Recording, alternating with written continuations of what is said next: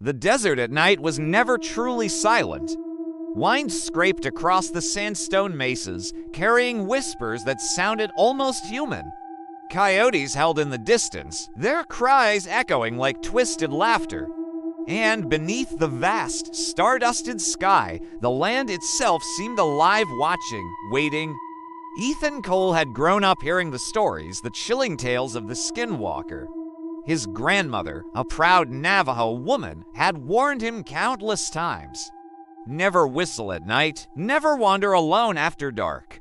And above all, never, ever speak the creature's name outside of a proper ceremony. But Ethan was a skeptic, a man of science and cityscapes. He left the reservation at 18, trading ancient dust for the concrete jungle of Phoenix, and built a life far away from the old tales he considered folklore. Now, at 32, he was back. His grandmother had passed away, leaving him her small, humble house near the edge of the reservation. Ethan had only returned to settle her affairs, but something felt different. The desert had changed, or maybe it was him that had changed. On his second night back, Ethan sat on the dusty porch, sipping a cheap beer and staring at the endless horizon. The desert stretched out before him, a black ocean broken only by the jagged silhouettes of mesas against the fading light. His mind drifted back to the stories of witches who could wear the skins of animals, who could steal voices, who could become anyone or anything. He let out a short, cynical laugh. Then, in a moment of pure defiance, a direct challenge to his grandmother's warnings, he puckered his lips and whistled a simple tune. The sound sliced through the night air, and almost immediately, the coyotes stopped howling. The silence that followed was sudden, heavy, and deeply unnatural. Ethan frowned, setting his beer bottle down with a soft clink. He listened intently. The wind had died too. It felt as if the entire desert was holding its breath. Then he heard it, faintly at first, coming from the darkness. A whistle. It wasn't an echo. It wasn't the wind playing tricks. It was a clear, deliberate whistle, answering his own. Later that night, a sound jolted Ethan from a restless sleep. A knock at the door, 3 slow, deliberate knocks. He glanced at the clock on his bedside table to 13 a.m. Who in the world would be visiting at this hour? He felt a knot of apprehension tighten in his gut. Hesitantly, he got up, crept to the front of the house, and opened the door just a crack. A man stood on the porch. He was tall and unnervingly gaunt, dressed in ragged clothes that hung from his frame. But it was his face that made Ethan's blood run cold. It was wrong, too long, too pale, with eyes that reflected the dim porch light like an animal's. "Grandson," the man said. The voice wasn't his own, it was his grandmother's voice, perfect in every inflection. Ethan's stomach dropped. His grandmother was dead. He had buried her himself just days ago. The man on the porch smiled, a grotesque motion that revealed teeth that were too sharp and far too many. "Let me in," he cooed, in that stolen, beloved voice. Ethan slammed the door shut, his heart hammering against his ribs. He fumbled with the lock, his hands shaking, then backed away, grabbing his phone to call for help. But the line was dead. No dial tone, nothing, and then the knocking resumed. Louder this time, faster, more insistent, a frantic, desperate pounding that shook the entire door frame. The next morning, the sun did little to chase away the chilling memory.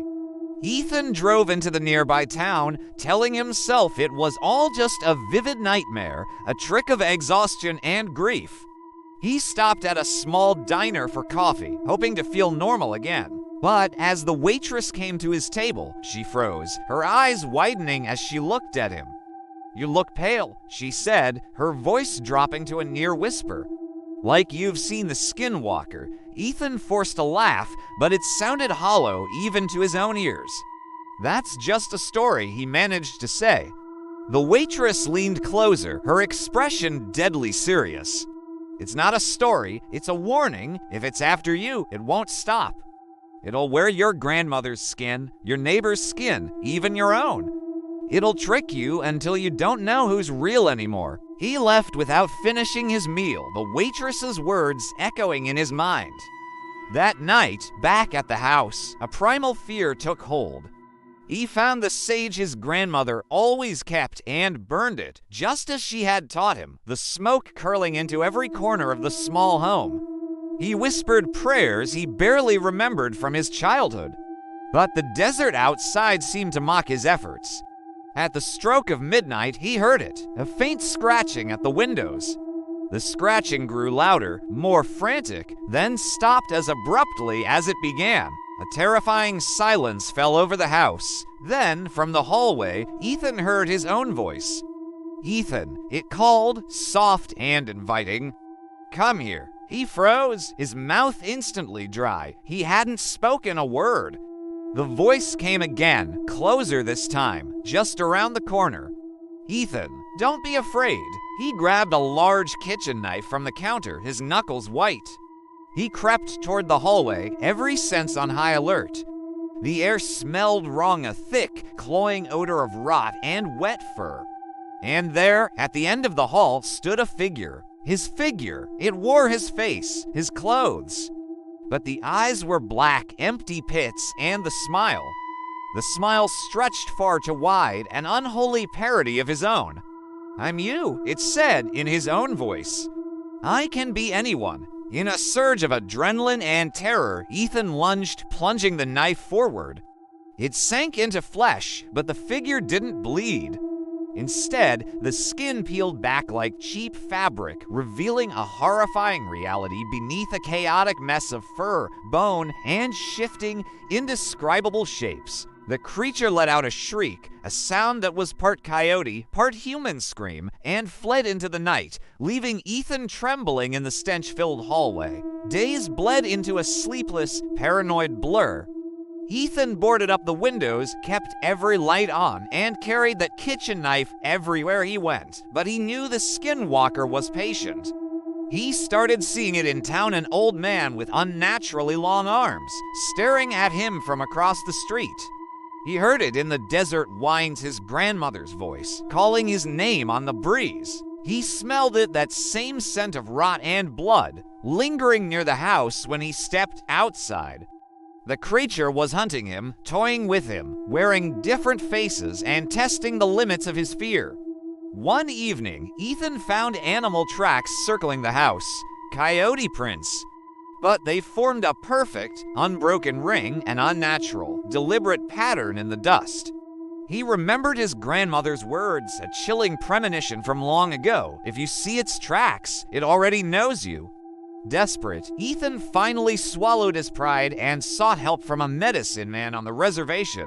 The elder, a man with eyes that seemed to hold the wisdom of generations, listened quietly to Ethan's frantic story. When he finished, the elder simply nodded. "You whistled," he said, his voice grave. "You sent an invitation. Now, it wants your skin. What do I do?" Ethan pleaded. The elder began to prepare a ceremony, burning sage and cedar, the rhythmic beat of a drum filling the small ceremonial hogan.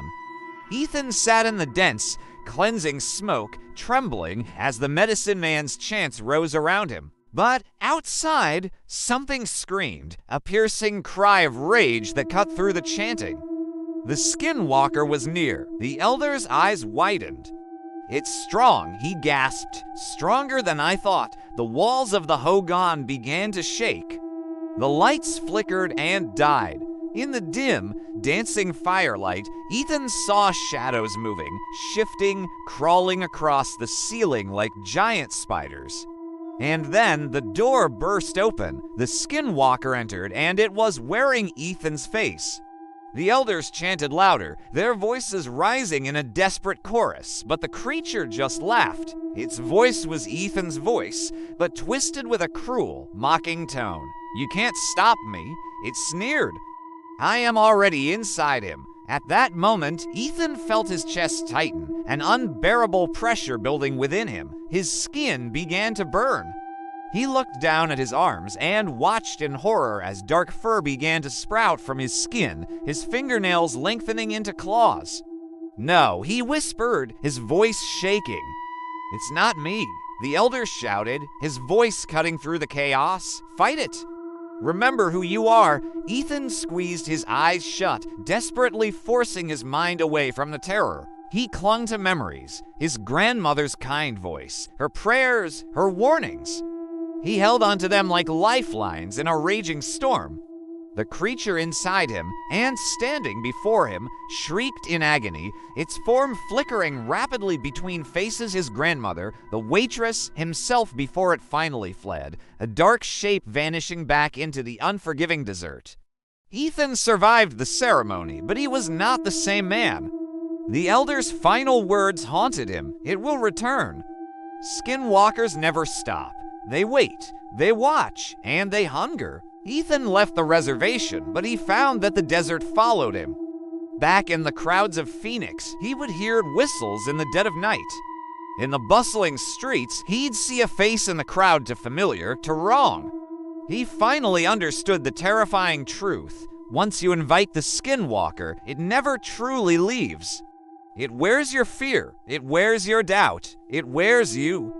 Years later, Ethan Cole simply disappeared. His neighbors told police they had heard strange noises at night coming from his apartment, whistles, scratching, and disembodied voices. When the authorities finally entered his home, they found the walls covered in deep claw marks. And in the bathroom mirror, for just a fleeting second, they swore they saw Ethan's reflection smiling back at them. Even though the room was completely empty, thank you for watching. If you enjoyed this story, be sure to hit that like button, subscribe, and turn on notifications so you don't miss our next dive into the darkness.